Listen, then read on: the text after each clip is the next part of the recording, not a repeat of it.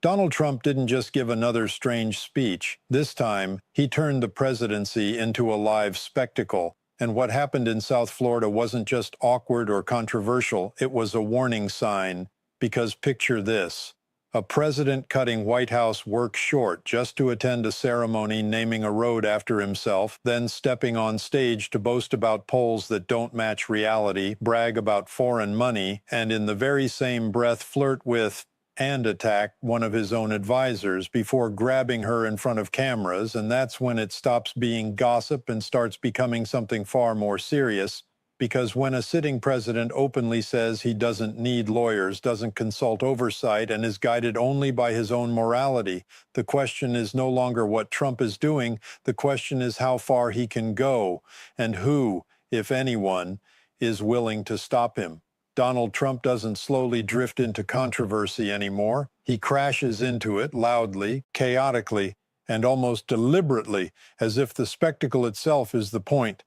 And what happened on that humid South Florida afternoon wasn't just another strange Trump moment. It was a snapshot of a presidency unraveling in real time, a scene where ego, power, insecurity, and impulse collided so publicly that even longtime observers had to pause and ask whether this was calculated theater or genuine loss of control. Because while the cameras were rolling and supporters were cheering, something far more revealing was happening beneath the surface, something that exposed how desperately Trump now needs affirmation, how recklessly he treats authority, and how casually he blurs the line between personal gratification and public duty, starting with the fact that earlier that very day, he had abruptly shut down official White House business, cutting meetings short, waving off serious policy discussions, and openly rushing aides because he had somewhere more important to be. Not a crisis briefing, not a diplomatic summit, but a ceremony to name a road after himself,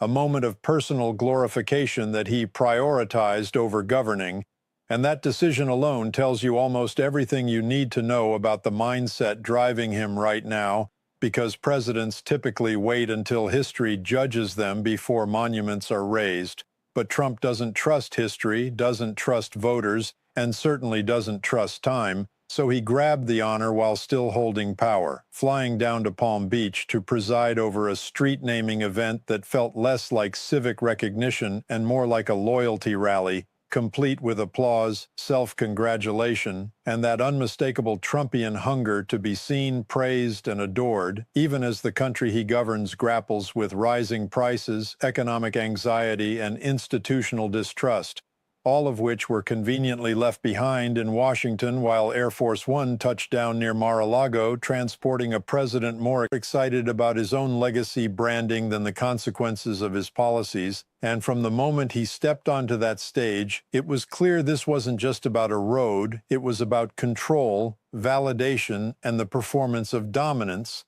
because Trump immediately launched into boasting about poll numbers that don't align with reality, claiming blowouts where data shows erosion, insisting on momentum where indicators point to decline.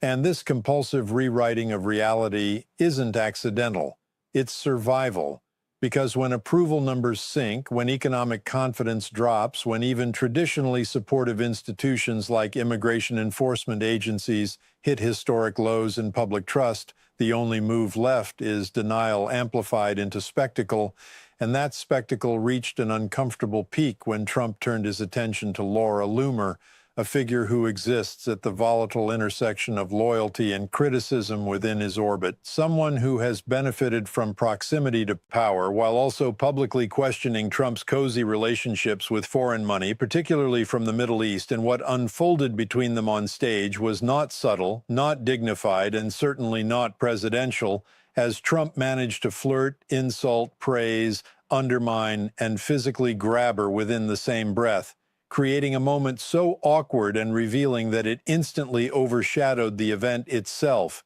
because it wasn't just inappropriate, it was symbolic of how Trump now governs, oscillating between affection and aggression, rewarding loyalty while punishing dissent, and reducing serious concerns about foreign influence, ethics, and legality into personal power games disguised as humor, all while laughing crowds absorb it as entertainment. And this is where the danger lies, because behind the jokes and bizarre commentary is a president openly admitting that he acts without consultation, without legal review, and without regard for institutional boundaries, bragging about accepting massive oil shipments, boasting about billions of dollars moving through international channels, casually mentioning foreign bank accounts as if they're personal savings jars, and dismissing the need to involve legal authorities altogether, which isn't just arrogance, it's a declaration of impunity, a signal that he believes the law no longer applies to him, that oversight is optional, and that morality is self-defined. And when a sitting president tells the world he doesn't consult attorneys, doesn't care about legal constraints, and measures right and wrong by personal instinct alone, that isn't strength. It's exposure, because it invites scrutiny, resistance, and eventually consequences, especially at a time when cracks are forming even within his own party, with lawmakers quietly admitting that there are red lines they can't ignore forever. And while Trump insists that everything is working, that success is exploding, that the future is golden, the lived reality tells a different story. Tariffs driving up grocery prices, farmers struggling despite handouts they never asked for, regional economies feeling pressure rather than relief, and governors stepping forward to openly contrast functional governance with federal chaos,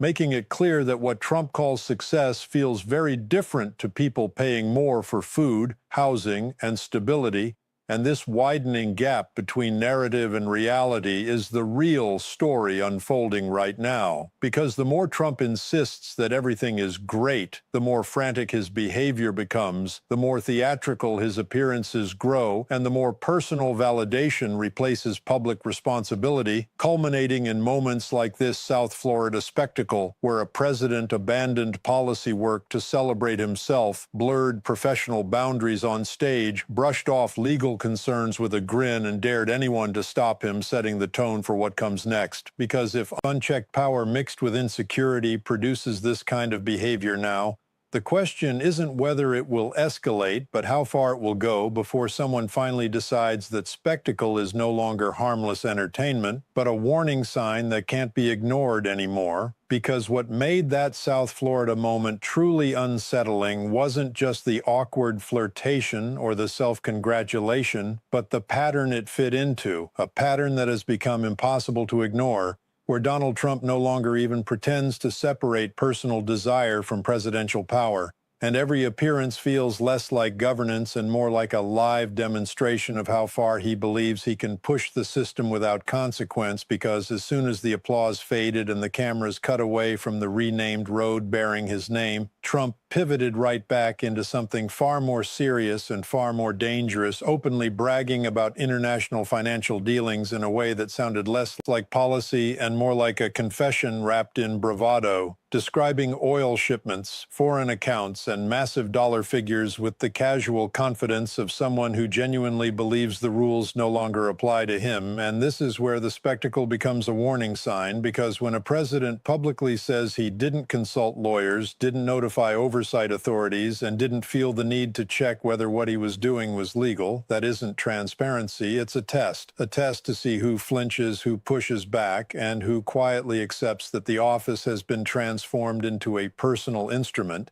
And the reason this matters now more than ever is because Trump isn't doing this from a position of strength, despite how confidently he says otherwise. He's doing it from a position of pressure, because beneath the boasting and bravado is a political reality that looks increasingly unstable, with polling that shows erosion among independents, declining trust on core issues like the economy and immigration, and growing frustration even among voters who once tolerated chaos as the cost of disruption. And when leaders feel cornered, they don't usually retreat. They escalate, leaning harder into loyalty tests, rewarding devotion, punishing dissent, and doubling down on narratives that portray them as uniquely capable and unfairly targeted. which explains why Trump's tone has shifted so dramatically in recent months, becoming sharper, more personal, and more openly dismissive of institutions that once constrained him, from the Justice Department to economic regulators to even his own party's leadership. And nowhere is that internal strain more visible than within the Republican Party itself, where public unity masks private panic. As lawmakers quietly admit that Trump's behavior is becoming harder to defend, not because they suddenly discovered principle, but because the political cost of silence is rising, and that's why comments from figures like Don Bacon matter, not because they represent a full rebellion, but because they signal that even loyal conservatives are beginning to define boundaries they never thought they'd have to articulate, openly acknowledging that certain actions like reckless foreign aggression or blatant disregard for constitutional limits could trigger consequences as serious as impeachment, and that alone marks a shift in the atmosphere surrounding Trump, because for years the unspoken assumption was that there was no red line, that no matter what he did, the party would close ranks, explain it away, and move on. But now, as Trump talks openly about acting unilaterally, storing assets abroad, and trusting only his own moral compass, the calculation is changing, and Republicans are being forced to confront a question they've long avoided, which is not whether Trump can win an election, but whether they are prepared to absorb the fallout of enabling someone who increasingly treats the presidency as a personal shield against accountability. And this tension is amplified by the economic reality facing ordinary Americans, because while Trump insists that success is exploding, prices tell a different story: grocery bills rising, housing costs climbing, farmers squeezed by tariffs they never wanted, and regional leaders stepping in to highlight the contrast between federal rhetoric and local outcomes, as governors like Josh Shapiro point out that while states focusing on investment and stability are seeing growth,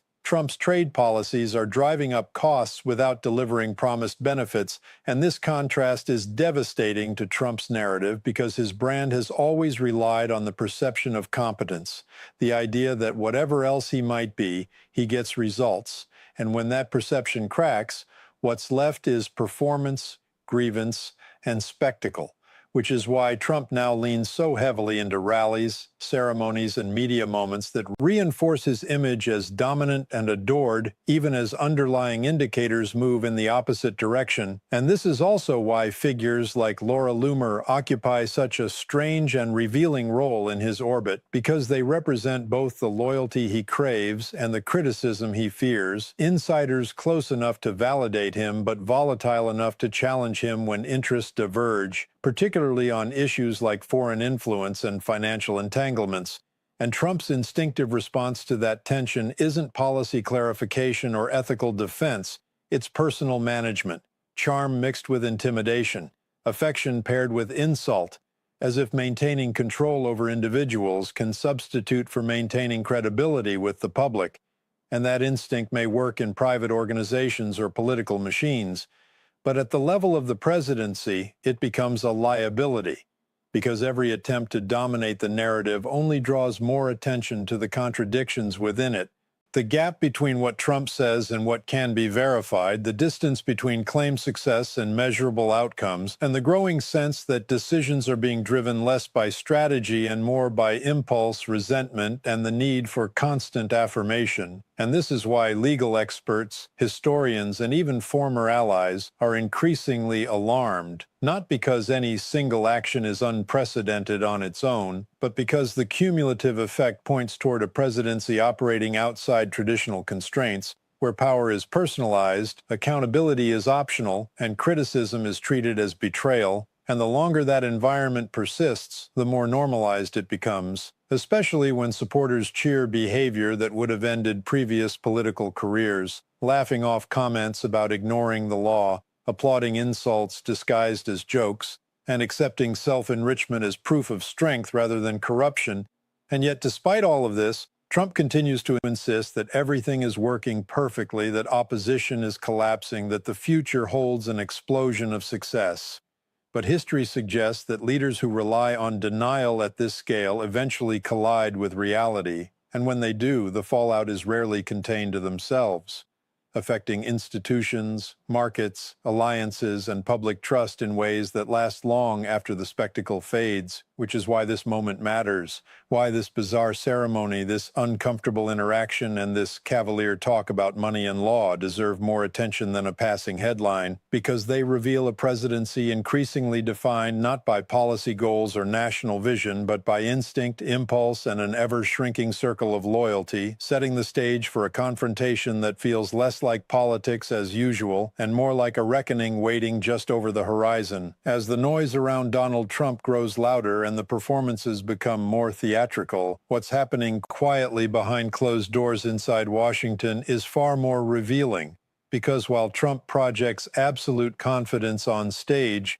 Republican leadership is increasingly consumed by anxiety in private, holding tense conversations that never reach microphones, calculating not how to advance an agenda, but how to survive a presidency that has become unpredictable even by Trump's own standards. And the shift is subtle but unmistakable, because for the first time since Trump entered national politics, there is an emerging recognition among some conservatives that the greatest threat to their power may not be Democrats, the media, or foreign adversaries, but the president himself, whose impulses are becoming harder to contain and whose disregard for institutional boundaries is forcing allies into impossible positions where defending him publicly risks long-term damage, but confronting him invites immediate retaliation. And this is why moments like the Greenland controversy matter so much more than they appear on the surface, because when Republican lawmakers openly say that a reckless foreign action could cross a red line leading to impeachment, they are not really talking about Greenland. They are talking about control, about whether there is still any mechanism left to stop a president who increasingly views restraint as weakness and law as an inconvenience.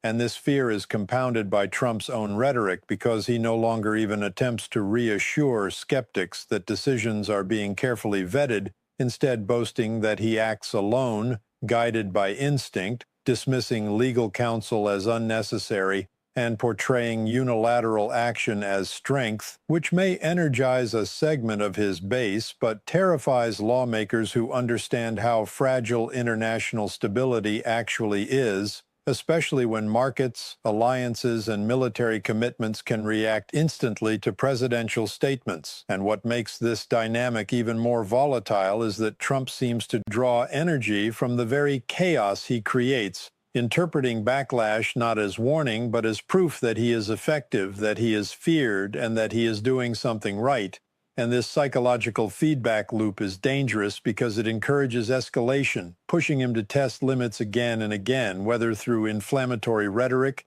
questionable financial arrangements, or offhand comments about bypassing oversight, all while insisting that nothing bad can happen because he alone understands the system. And this belief is reinforced by years of avoiding accountability, where investigations stalled, consequences were delayed, and political survival became evidence in his mind that he was untouchable. And yet the political environment around him is no longer what it was in earlier cycles, because voter fatigue is real, economic frustration is growing, and even supporters who once tolerated disruption as a necessary shock are beginning to feel the weight of rising costs and uncertainty. And this erosion of patience is exactly why Trump's insistence that everything is a massive success rings increasingly hollow, prompting governors, economists, and policy experts to step forward and directly challenge his claims, not with ideology but with numbers, pointing to unemployment trends, inflation pressures, and trade consequences that contradict his narrative. And when these critiques come not from ideological opponents but from measurable outcomes,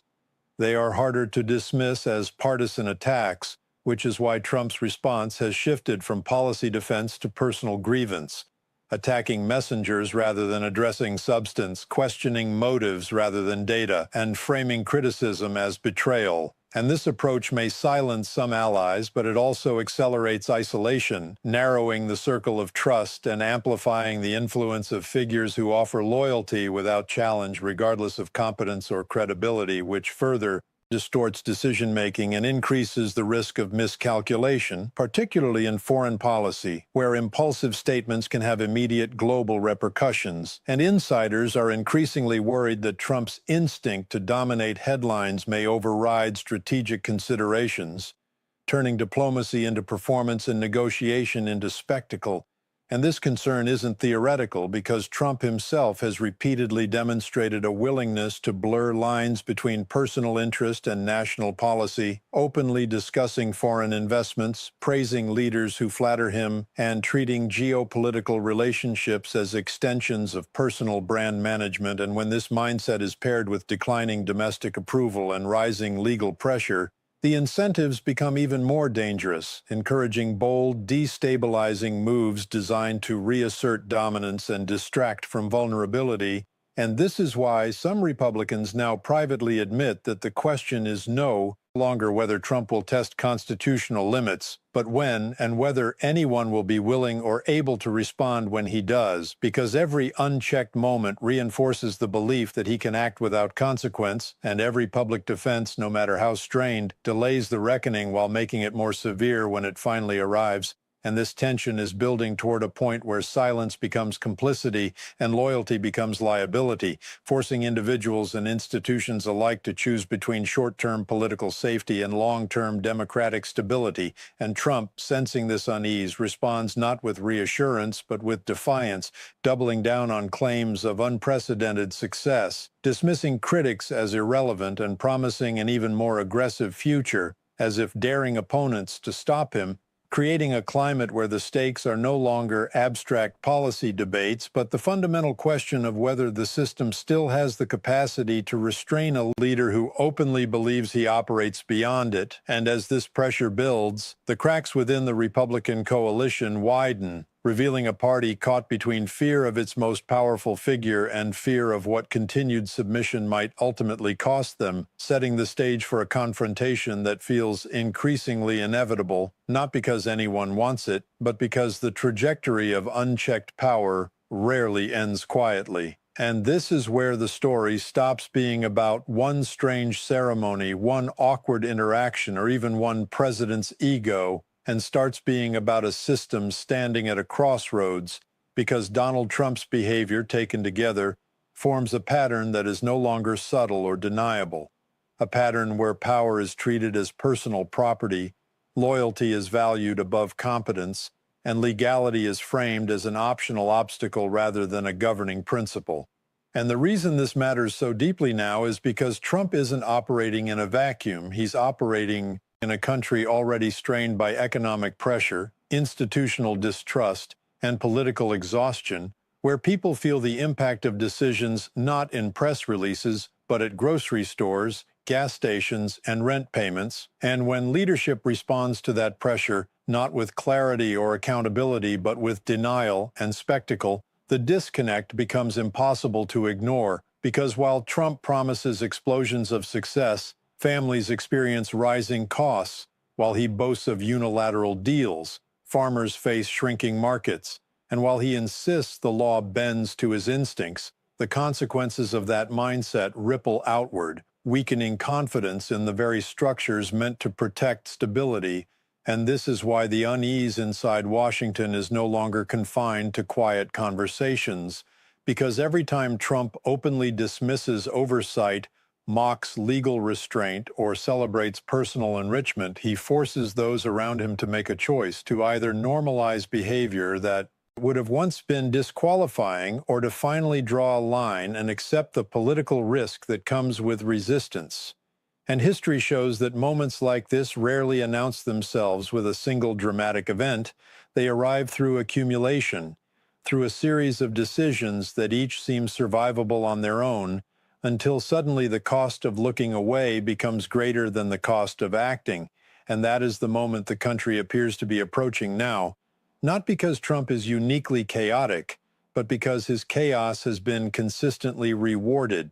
reinforcing the belief that escalation works, that outrage fades, and that accountability can always be delayed. And yet delay is not the same as avoidance, because unresolved pressure doesn't disappear, it builds. and the longer it builds, the more disruptive its release becomes, which is why the quiet warnings coming from within Trump's own political circle matter more than the loud defenses offered on television, because they suggest that even those who once thrived under his dominance understand that something fundamental is breaking down, and that continued submission may ultimately cost them the very power they're trying to preserve. And Trump, sensing this shift, responds the only way he knows how, by pushing harder, speaking louder, and presenting himself as indispensable, daring institutions to challenge him and daring opponents to stop him, as if conflict itself has become proof of legitimacy. But legitimacy doesn't come from volume or defiance, it comes from trust. And trust erodes when leaders appear more invested in self-glorification than public responsibility, more comfortable with applause than accountability, and more willing to test limits than to respect them. And this erosion doesn't happen all at once. It happens gradually,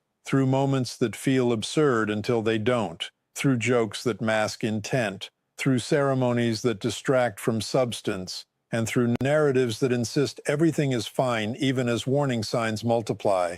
And that is why this story matters beyond partisan lines, because it raises a question that transcends personalities and elections, a question about what kind of leadership a democracy can tolerate before tolerance becomes complicity, and whether institutions designed to restrain power still function when confronted with someone who openly believes restraint is weakness. And the answer to that question won't be decided by one road naming, one speech, or one viral clip. It will be decided by whether those with the authority to intervene choose comfort over courage, silence over responsibility, and delay over action. Because the truth is that Donald Trump will continue to do exactly what he has been doing as long as it works for him, as long as the spectacle delivers loyalty, attention, and escape from consequence, and the only variable left is whether the system around him finally decides that survival requires confrontation rather than accommodation. And the choice, whenever it comes, will define not just his legacy, but the credibility of the institutions that allowed him to test their limits for so long, leaving the rest of the country watching.